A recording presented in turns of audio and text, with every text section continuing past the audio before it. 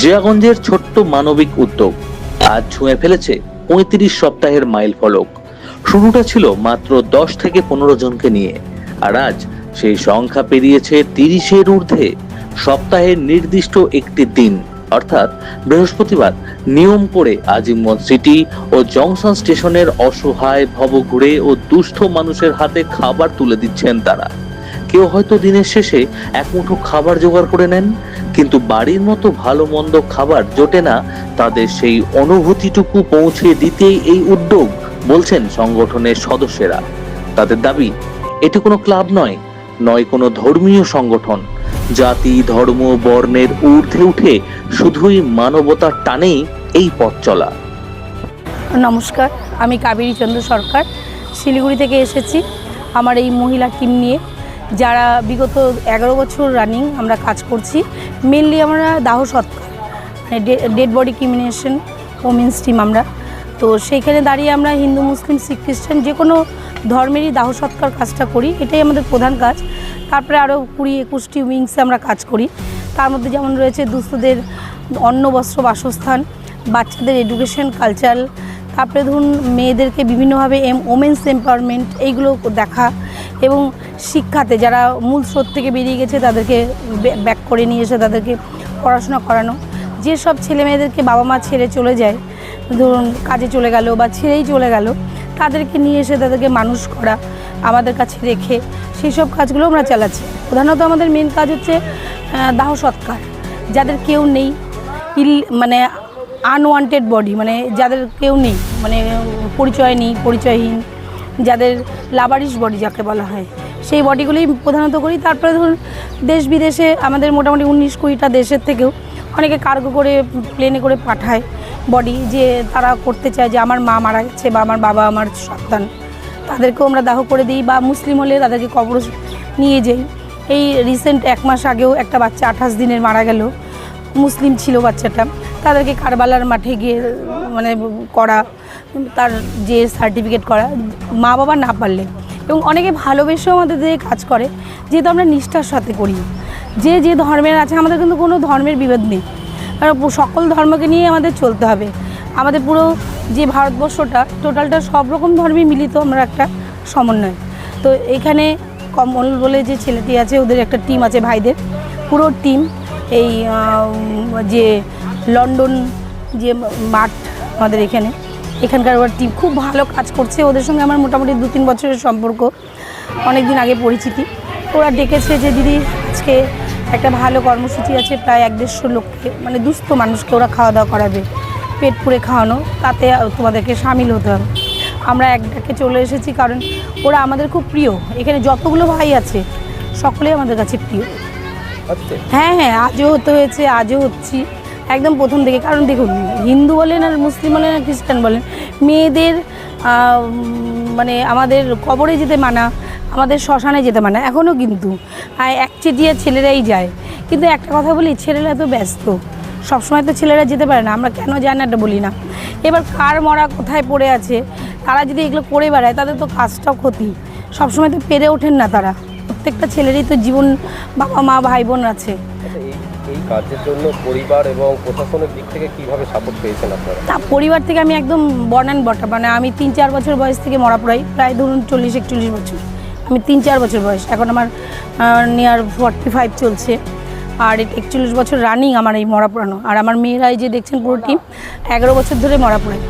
তো একদম full support, কারণ ডেড বডির তো কোনো সময় নেই, 24/7 আমরা বিভিন্ন অ্যাম্বুলেন্সে যাই, তখন জলোচ্ছ্বাস, ট্রেন দুর্ঘটনা, ভূমিকম্প, সেগুলোতে বডি তুলতে যাই এক টাইমে। যেমন ধরুন লাস্ট আমাদের আলিপুরদুয়ারে একসাথে 18টা বডির কাজ করা হয়েছে। ময়নাগুড়ি ট্রেন অ্যাক্সিডেন্ট, তারপরে এনজিপি রানীডাঙ্গা, তারপরে এর আগে গাইশাল আমরা গেছি ছোটো, তখন আমরা অনেক ছোটো। এই রিসেন্ট আমরা ওই জলোচ্ছ্বাস ঘটে গেল উত্তরবঙ্গে, তখনও কাজ করেছি। আর বিভিন্ন আমাদের নট অনলি শিলিগুড়ি, বিভিন্ন ডিস্ট্রিক্ট অল ওভার ইন্ডিয়াতে করে বেড়াচ্ছি, এবং আউট অফ ইন্ডিয়াও তো আমাদের অনেক সার্চিং করে আমাদের প্রচুর কাজ হয়। মানে আমরা নিজেরাও বুঝতে পারিনি যে কোভিড থেকে, বিশেষ করে কোভিড থেকে এমন হয়েছে, নিজেদের সন্তানকে নিজেদের মা বাবাকে ছেলেমেয়েরা ধরে না, বা মা বাবা ধরতো না। এক দিনে 25টা 26টা বডি দাহ করেছি আমরা। এখন 5টা 7টা এক দিনে হয়, 4টা করে। প্রশাসনিকভাবে কতটা সাহায্য পাচ্ছেন আপনারা? প্রশাসনিকভাবে আমাদের আর্থিক কোনো সাপোর্ট নেই। নর্মালি আমাদের সাপোর্ট যে আপনারা করছেন আমাদেরকে, যে হয় না রাতে আধারে আমরা যখন বেরোই, রাত্রি 1টা 1:30 2টো একটা ফোন করলে তারা আমাদেরকে সাপোর্ট করে, মানে মেন্টাল সাপোর্ট যেটা করতে হয় করেন। কিন্তু আমি আর্থিক সাপোর্ট কারো কাছ থেকে আজ পর্যন্ত 500 টাকা পাইনি। একটু আপনার পরিচয় দিন। আমার নাম কাবেরী চন্দ্র সরকার। আমি শিলিগুড়ি থেকে এসেছি আমার এই মহিলা টিমকে নিয়ে। আমাদের অফিসটা ভারতনগরে। এই উদ্যোগের অন্যতম অনুপ্রেরণা জিয়াগঞ্জের সমাজসেবী সুমন পাল। বস্ত্রদান থেকে শুরু করে অসহায় মানুষের শেষ কৃত্যে সাহায্য, দীর্ঘদিন ধরেই নানা মানবিক কাজের সঙ্গে যুক্ত তিনি। উদ্যোক্তাদের কথায় মানুষের পাশে দাঁড়ানোর সাহস আমরা ওনার কাছ থেকেই পেয়েছি। 35 সপ্তাহ পেরিয়ে তাই থেমে নেই এই পথ চলা, বরং প্রত্যেকটি সপ্তাহের প্রত্যেকটি দিন যেন আরো নতুন করে মনে করিয়ে দেয় মানবতার কোনো ধর্ম হয় না।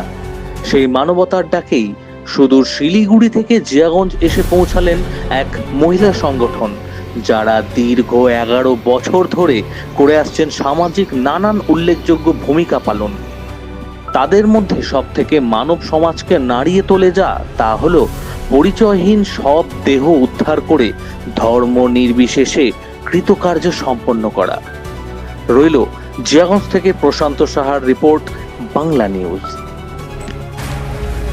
আমাদের এই কাজটা আজকে নিয়ে 35 সপ্তাহ, প্রায় আমরা 9 মাস ছোবো।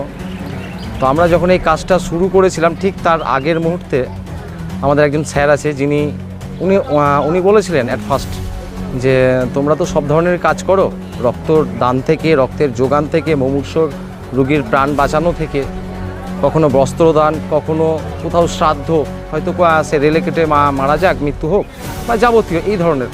তো উনি যখন বলেছিলেন, তারপরেই ঘটনাচক্রে আমাদের মেহবুব ভাইয়ের সঙ্গে দেখা হয়েছিল একদিন সন্ধ্যেবেলায়। তো বলেছিল কমলদা চলো কোনো একটা জায়গায় খাওয়াই।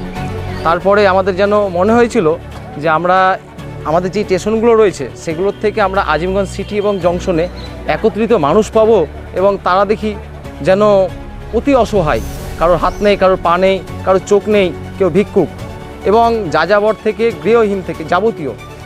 তো সেইখানে আমরা প্রথম যখন এই কাজ শুরু করেছিলাম, তো তখন আমাদের হয়তো 10 জন বা 15 জন ছিল। এখন আমাদের সেই সংখ্যা প্রায় 30 জন অতিক্রম করে গেছে। এবং আমাদের এই মানবতার কাজ, এই যে কাজটি আপনি আজকে দেখছেন, এই কাজটি সেমভাবেই হয়ে আসছে।